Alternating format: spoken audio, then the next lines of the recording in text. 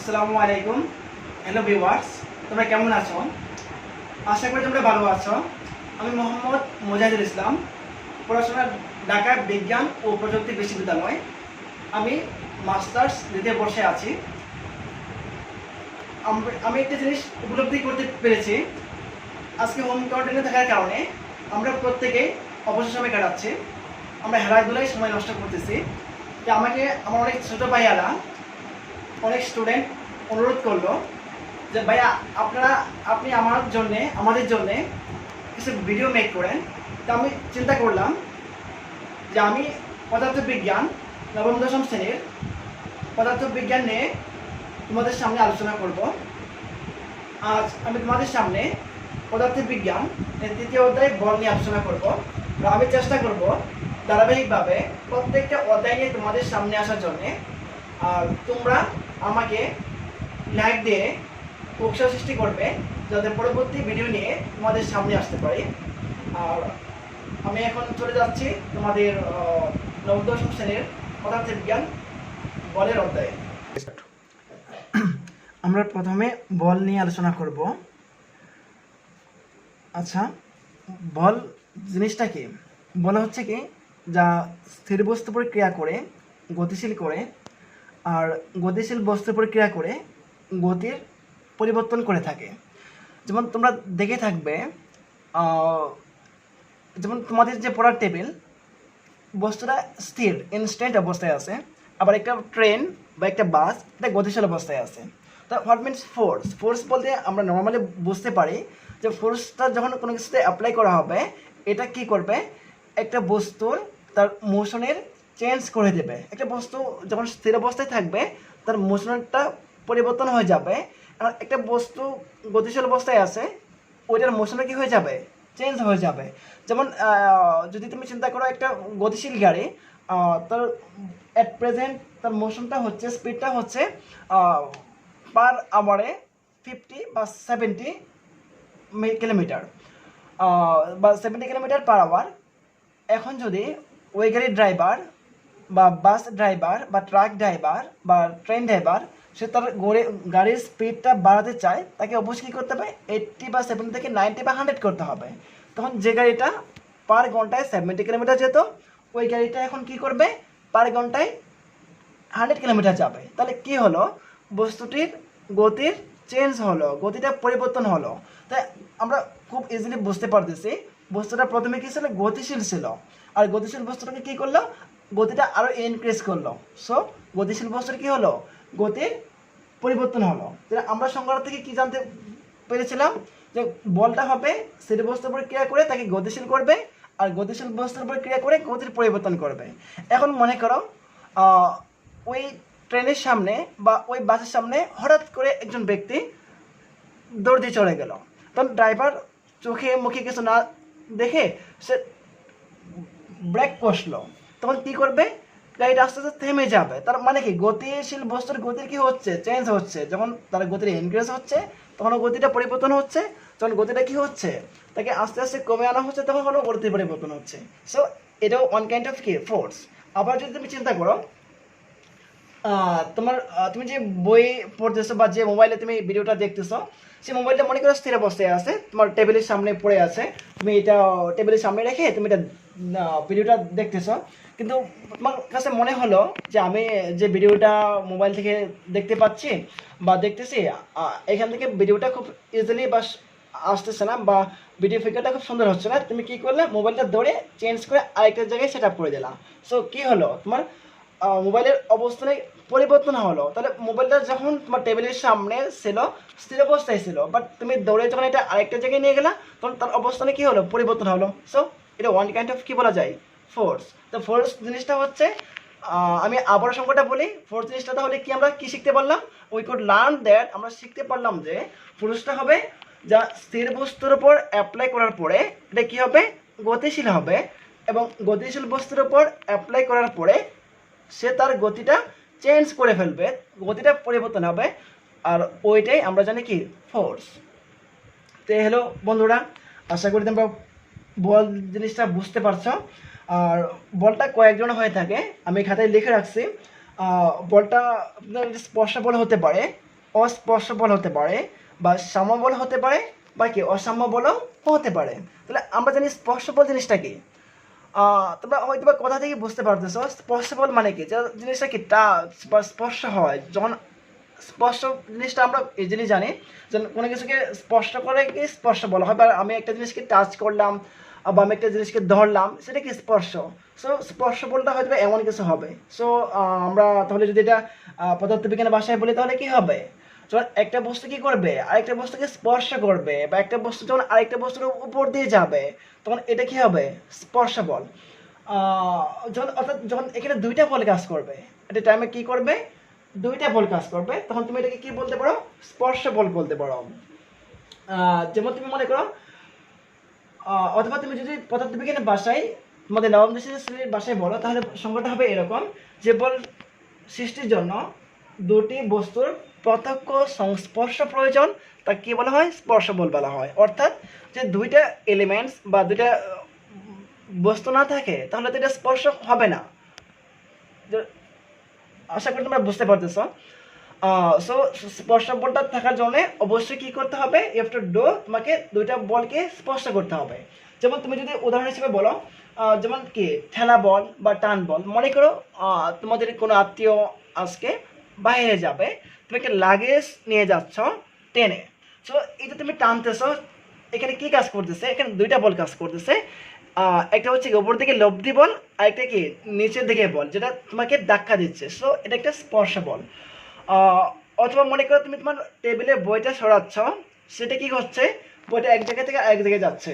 So এটা কি তুমি বলতে পারো কি স্পর্শ বল। অথবা তুমি যদি চিন্তা করো একটা যেমন তুমি চিন্তা করতে পারো বৈদ্যুতিক ট্রান্সমিটার আমরা কি করি, এটা অনেক ওজন থাকার কারণে কারেন্ট দিয়ে হয়তো তোমরা দেখে থাকবে, বা অনেক মোটা মোটা তার দিয়ে উপরে ওঠানো হয়।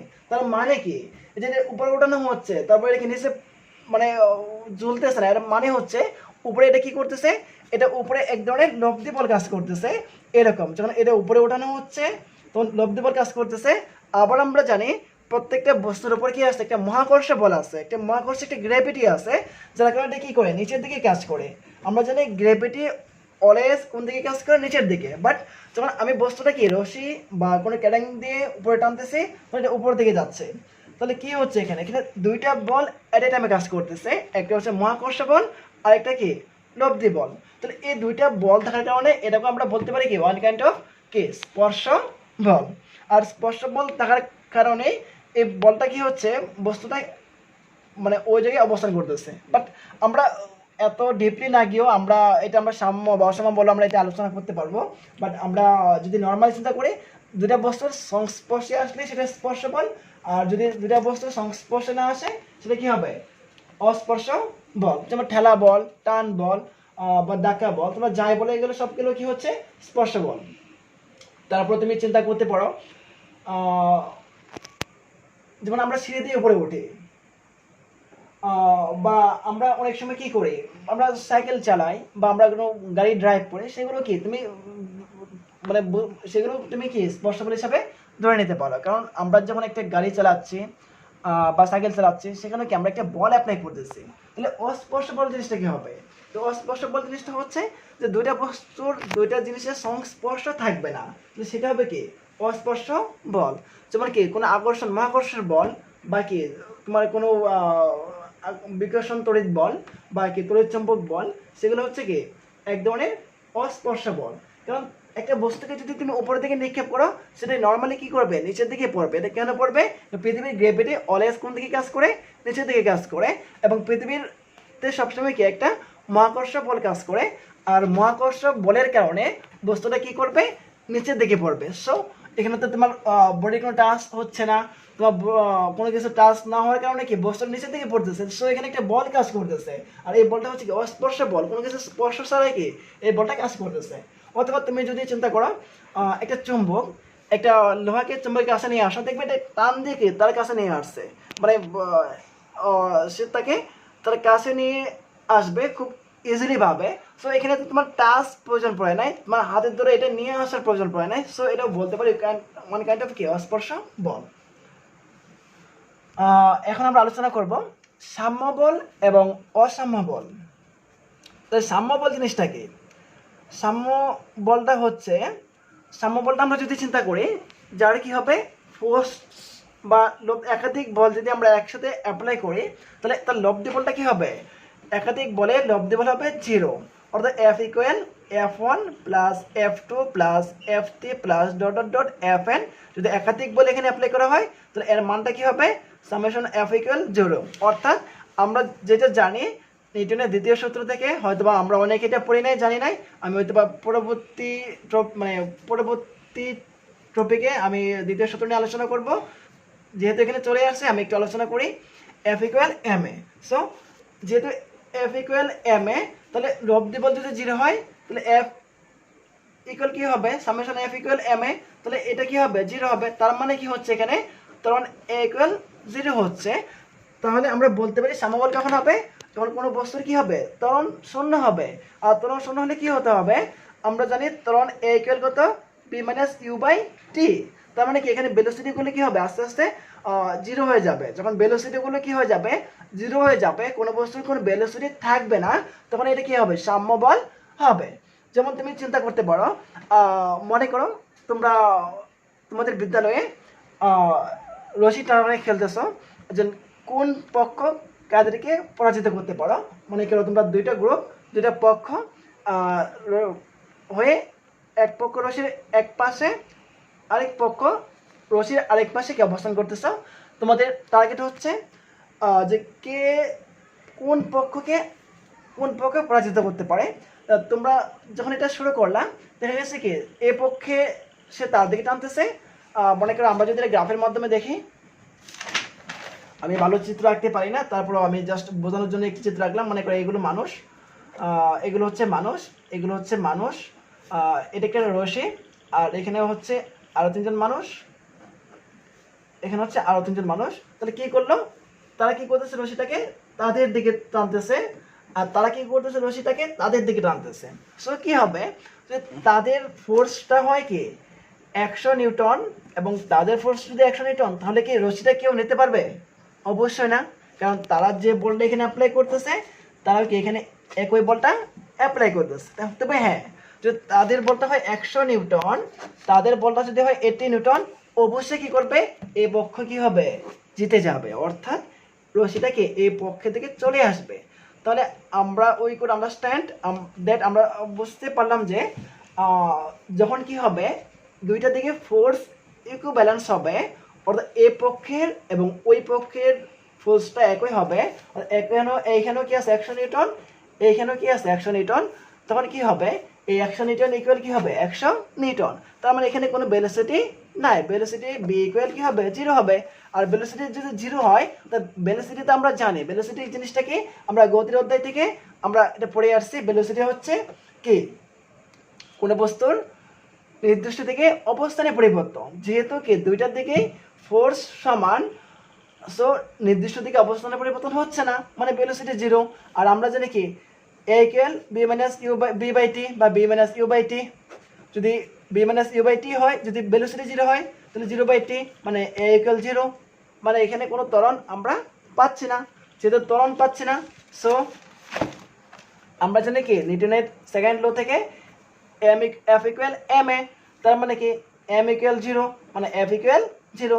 তার মানে এটাকে আমরা বলতে পারি কি ব্যালেন্স ফোর্স, মানে সাম্য বল। অর্থাৎ যে বলের লব্ধি বলটা কি 0, অর্থাৎ এখানে আমরা লব্ধি বল ওভারঅল কি পেয়ে গেলাম, 0 পেয়ে গেলাম। সো এটা হচ্ছে কি সাম্য বল। সো বন্ধুরা, অসাম্য বল তাহলে কি তোমরা আশা করি বুঝতে পারছো অসাম্য বলটা কি হবে। তাহলে অসাম্য বলে অবশ্যই কি হবে, লব্ধি বল 0 হবে না, এফ এর কোনো একটা কি হবে, সামথিং কোনো ভ্যালু আসবে। অর্থাৎ এই যে আমরা সেকেন্ড যে অপশনটা দিয়েছিলাম 100 নিউটন এবং 10 নিউটন, একে আমরা বলতে পারি অসাম্য বল। আর তদ্রুপ আমরা যেটা আলোচনাই করলাম সাম্য বল। সো দেখো এটার মধ্যে কি হলো, একটু অসমতা। আমরা যদি সত্যিকার অর্থে আমরা যদি একটা জিনিসের সংজ্ঞাটা বিশ্লেষণ করি বা কোনো কিছুর নামটাকে বিশ্লেষণ করি, আমরা কিন্তু আনসারটা ওইখান থেকে পেয়ে যাই। অর্থাৎ কোয়েশনটাকে যদি আমরা অ্যানালাইসিস করতে পারি, আমরা খুব ইজিলি ওর আনসারটা বের করতে পারি। যেমন এখানে ছিল 100 নিউটন, এখানে ছিল 80 নিউটন, তার মানে কি এখানে সমতা ছিল বলো তো বন্ধুরা? অবশ্যই না, এটা 100 নিউটন, এটা 80 নিউটন, মানে কি এখানে অসমতা ছিল।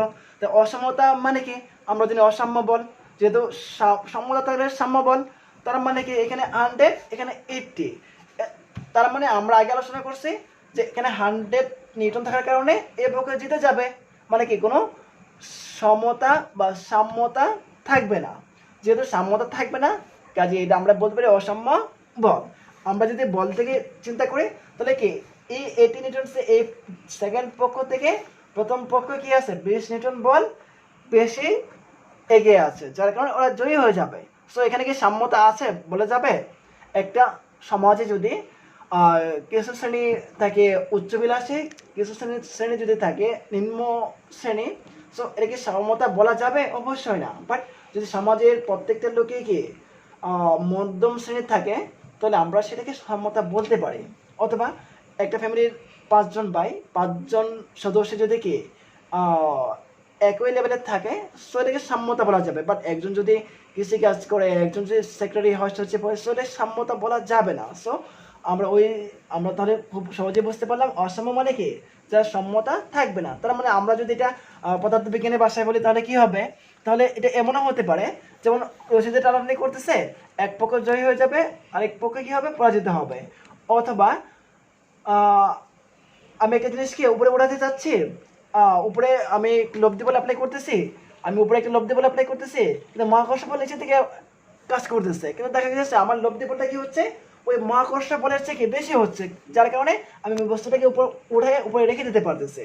সো আমরা যদি আরো ইজিলি চিন্তা করি, আমরা যখন কি সিঁড়ি দিয়ে ভেঙে উপরে উঠে, সেটা একটা কাজ, সেটা একটা বল, একটা ফোর্স অ্যাপ্লাই করা হয়, আর ফোর্স থেকে কাজ হয়। সো আমি কি করতেছি, আমি মহাকর্ষ বলের এগেনস্টে কিন্তু আমি 5 তলায় 7 তলায় 10 তলায় উঠতেছি। তার মানে কি এখানে বলটা ব্যালেন্স না, যদি ব্যালেন্স থাকতো আমি উঠতে পারতাম না। সো এটাও কি মানে উই ক্যান সে দ্যাট কি ইনব্যালেন্স ফোর্স। সো আশা করি তোমরা বুঝতে পারছো। বা আমি আগে একটা এক্সাম্পল দিয়েছিলাম যে একটা মানে ট্রান্সমিটার, সেটা যদি উপরে উঠাইতে চাই অবশ্যই কি করতে হয়, মহাকর্ষ বলের বিরুদ্ধে উঠাইতে চাই। যে মহাকর্ষ বল এবং উপরে যে লব্ধি বল ব্যালেন্স হয়ে যায়, সো এটা উঠানো যাবে না। কাজেই আমরা ওইটাকে বলতে পারি কি অসাম্য বল। ওকে, আশা করি বুঝতে পারছো। পরবর্তী টপিক হচ্ছিল আমাদের জড়তা। এখন আমরা আলোচনা করব জড়তা আর ইনার্শিয়া নিয়ে। তো ইনার্শিয়া জিনিসটা কি, আমরা যার বাংলা হিসেবে জানি জড়তা। তো জড়তা জিনিসটা হচ্ছে এরকম যে একটা বস্তু যেভাবে আছে সারা জীবন ওই অবস্থায় থাকার যে একটা প্রবণতা বা ইচ্ছা বা আকাঙ্ক্ষা। অর্থাৎ তোমরা যদি লক্ষ্য করো, তোমাদের সামনে যে বইটা আছে, তুমি যদি বইটা ওইখানে রেখে দাও, পৃথিবী ধ্বংস হয়ে যাওয়ার পরেও যদি বইটাকে এখান থেকে সরানো না হয়, কোনো কিছু এখানে আঘাত না করে, কোনো জলোচ্ছ্বাস বা কোনো ঘূর্ণিঝড় আঘাত না করে, দেখতে পাওয়া যাবে পরবর্তীতে যারা সভ্যতা আবিষ্কার করবে যে বইটা এখানেই পাওয়া যাচ্ছে। তারা মানে কি, বইটা যে অবস্থায় ছিল সে অবস্থায় থাকার তার কি একটা প্রবণতা বা ইচ্ছা। সো এটাকে আমরা কি বলতে পারি, ওয়ান কাইন্ড অফ ইনার্শিয়া, মানে জড়তা বা একটা গতিশীল বস্তু। আমরা এর আগেও বলের মধ্যে আমরা আলোচনা করেছি বা বলেছি অনেক সময়, একটা গতিশীল বস্তু তার সবসময় কি গতিশীল থাকার যে প্রবণতা, সেটাকে আমরা কি বলতে পারি, ওয়ান কাইন্ড অফ ইনার্শিয়া, মানে একটা জড়তা। অর্থাৎ একটা গতিশীল গাড়ি বা একটা গতিশীল মোটরসাইকেল বা সাইকেল যদি তার ব্রেক কষা না হয়, তাহলে সে যে গতিতে আসে সে ওই গতিতে কি সবসময় থাকার চেষ্টা করবে। সো এটা কি আমরা বলতে পারি জড়তা।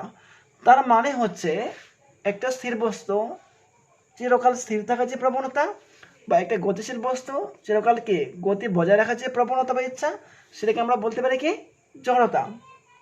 যেমন মনে করো তুমি একটা সাইকেল চালিয়ে তোমার স্কুলে যাচ্ছ, এখন দেখা যাচ্ছে কি তুমি হঠাৎ করে কি প্যাডেল অফ করে দিলে, তোমার শরীর ক্লান্ত থাকার কারণে প্যাডেল অফ করে দিলে, কিন্তু দেখা যাবে সাইকেলে কিছুক্ষণ যাওয়ার পরে অটোমেটিকলি থেমে যাবে।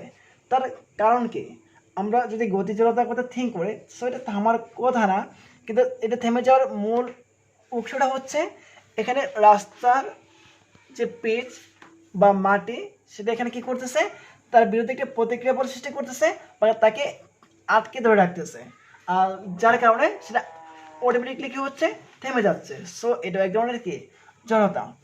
আর যদি এখানে মানে ঘর্ষণ বল কাজ না করতো, বা খাজ বল কাজ না করতো, সো দেখা যেত কি আমরা যখন সাইকেলটাকে মুভ করছি ওই সাইকেলটা যে অবস্থায় আছে সারা জীবন কি সে ওই অবস্থায় থাকার তো একটা প্রবণতা থাকতো, সে ওইভাবে গতিশীল থাকতো, আমরা প্যাডেল অফ করে দেওয়ার পরেও সাইকেলটা চলতে থাকতো। সো ওইটি হচ্ছে কি গতি জড়তা। শুধু জড়তাটা আমরা কি দুভাগে ভাগ করতে পারি, একটা স্মৃতি জড়তা আর একটা কি গতি জড়তা।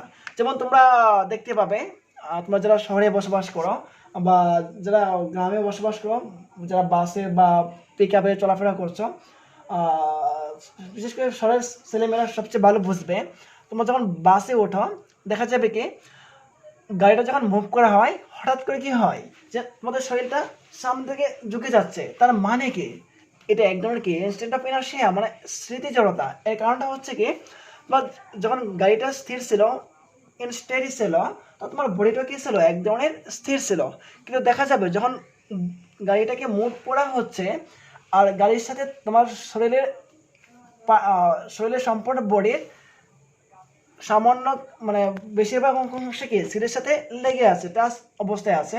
অর্থাৎ সিটের সাথে যে অংশটা লেগে আছে যখন গাড়িটা মুভ করা হচ্ছে, গাড়িটা যখন গতিতে রূপান্তর হচ্ছে তখন তোমার ওই বডিটা কি হবে, ওই লেগে থাকা অংশটা সিটের সাথে লেগে থাকা অংশটা গতিতে রূপান্তর হবে, কিন্তু তোমার মাথা সেটা তো স্থির। যেহেতু তুমি স্থির অবস্থায় এখানে বসেছিলে তোমার সম্পূর্ণ বডিটা স্থির ছিল, কাজে গাড়িটা যখন স্থির ছিল তোমার বডিটা স্থির ছিল। বাট গাড়িটা যখন মুভ করবে গাড়ির সাথে তোমার সিটের সাথে যে অংশটা লেগে আছে সেটা কি মুভ করবে, তার মানে কি মাথাটা তোমার ওই সময় স্থির থাকবে বা গলার উপরে অংশটা স্থির থাকবে, আর যার কারণে তুমি কি হও পেছনে হেলে যাও। এটা এক ধরনের কি স্মৃতিজড়তা। বাট অনেক সময় তোমরা দেখে থাকবে কি আমরা সিট বেল্ট পরি, কেন পরি ওই স্মৃতিজড়তার কারণে, কারণ যখন গাড়িটা সামনে মুভ করে তখন কি আমরা ঝাঁকুনি খাই, মানে গাড়ির সাথে যে পার্টটা আমার লেগে আছে সেটা কি গতিশীল হয়ে যায়। আবার দেখবে অনেক সময় যখন কোনো ড্রাইভার সামনে কোনো বস্তু দেখতে পান বা কোনো মানুষ হঠাৎ করে এখান বা কোনো প্রাণী সামনে দিয়ে চলে গেল, তার মানে কি ড্রাইভার কি চান যে চেষ্টা করেন ওই লোকটাকে বাঁচানোর জন্য, তখন সে তড়িঘড়ি করে ব্রেক করছেন, তার মানে কি তখন একটু ঝুঁকি খান। শুধু ইনস্ট্যান্ট ব্রেক কোশ্চেন অনেক সময় দেখা যাবে কি সে সিটকে পড়ে যাচ্ছে, সে আঘাত পাচ্ছে, তার মানে এটা কি গতি জড়তা। অনেক সময় দেখা যায় যে একজন লোক মোটরসাইকেল চালিয়ে যাচ্ছে, হঠাৎ করে সামনে দিয়ে একজন লোক বা একটা কুকুর চলে গেল, তো সে ওই কুকুরটাকে বাঁচানোর জন্য কি করে হাইড্রোলিক ব্রেক চাপে, অর্থাৎ তাৎক্ষণিক ইনস্ট্যান্ট একটা ব্রেক চাপে। তাতে কি অনেক সময় সে তার জীবনের রিস্কই চলে আসে, সে অনেক সময় গাড়ি থেকে হুট করে পড়ে যায়। এটা এক ধরনের কি ওয়ান কাইন্ড অফ কি মানে গতি জড়তা, সেটাও একটা গতি জড়তা, কারণ গতি জড়তার কারণে সে কি ইনস্ট্যান্ট থামানোর কারণে সে কি হুসুটকে পড়ে যাচ্ছে, সেখান থেকে অনেক সময় অ্যাক্সিডেন্টে অনেকে মারাও যেতে পারে। সো লাস্ট রিস্ক একটা ব্যাপার। সো আমরা তাহলে জানতে পারলাম জড়তা কি এবং জড়তা কয় ধরনের, একটা হচ্ছে স্মৃতি জড়তা আর একটা হচ্ছে গতি জড়তা। আবার তোমরা যদি চিন্তা করো যে জড়তা জিনিসটা কি বড়ের সাথে রিলেটেড, ম্যাথের সাথে রিলেটেড। যেমন মনে করো তোমার সামনে যে কলমদানিটা আছে কলমদানিটার ভর কম, সো এটাকে তুমি চেঞ্জ করতে চাও মানে তার তাহলে কি অল্প মোশন বা ব্যাক তোমাকে অ্যাপ্লাই করতে হবে। বাট যদি বস্তুর টেবিল বা অনেক 20 কেজি ওজন একটা পাথর হয় তাহলে কি এটা সরানো কি সম্ভব? মনে করো তোমার এই টেবিলের ওজন 50 কেজি, তুমি যে ফোর্সটা অ্যাপ্লাই করতেছো সেটা অবশ্যই মনে করো 10 কেজি বা 15 কেজি হবে। সো তুমি কি এটাকে মুভ সরাইতে পারবা না।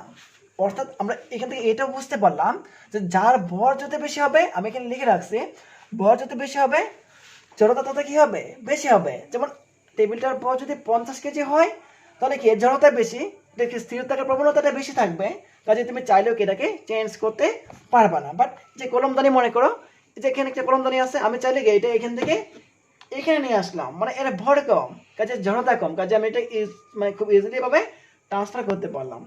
সো আমরা এখান থেকে এটা বুঝতে পারলাম যার ভর যত বেশি হবে তার জড়তাটাও তত কি হবে বেশি হবে। বাট ভর তাহলে যত কম হবে জড়তা তত কি হবে কম হবে। অর্থাৎ ম্যাস এবং কি ইনার্শিয়া কি দুটা সমানুপাতিক হারে কি বাড়তে পারে বা কমতে পারে।